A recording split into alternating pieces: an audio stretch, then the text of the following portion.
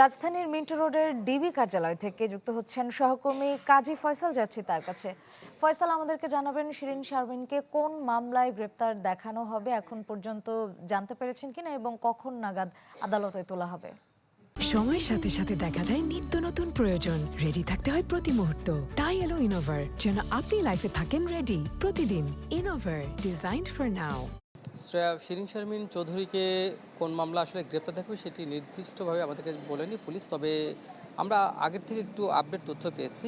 সেটি হচ্ছে যে রাজধানীর বনানী এবং উত্তরা থানায় পৃথক দুটি মামলা রয়েছে। এছাড়াও কিন্তু আরও 4টি মামলা, অর্থাৎ ডিএমপিতেই মোট 6টি মামলা রয়েছে শিরিন শারমিন চৌধুরীর বিরুদ্ধে। এই তথ্য কিন্তু কিছুক্ষণ আগে ঢাকা মেট্রোপলিটন পুলিশের মিডিয়া সেন্টারের যে উপপুলিশ কমিশনার এনএম নাসির উদ্দিন তিনি আমাদেরকে জানিয়েছেন, এবং তিনি বলেছেন যে এই বিষয়ে বিস্তারিত তথ্য আরও পরে তিনি জানাবেন।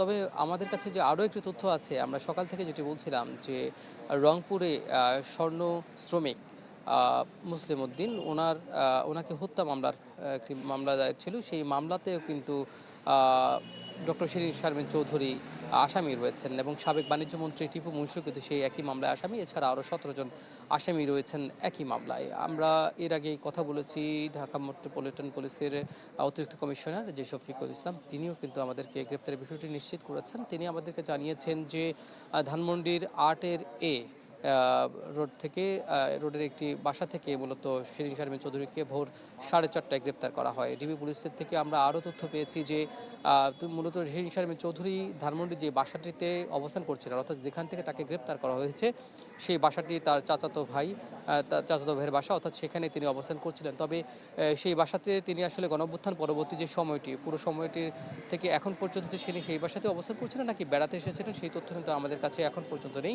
তবে এর আগে কিন্তু বিভিন্ন সময় আমরা শুনেছি যে তিনি ভারতে পালিয়ে গেছেন, কিন্তু সেটিরও কিন্তু নির্দিষ্ট কোনো তথ্য আমাদের কাছে নেই।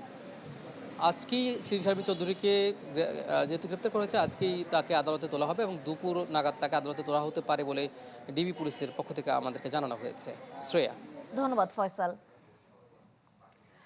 দর্শক, আমরা সরাসরি যুক্ত ছিলাম ডিবি কার্যালয়ের সামনে। কাজী ফয়সাল জানাচ্ছিলেন শিরিন শারমিন চৌধুরীকে গ্রেপ্তারের বিস্তারিত।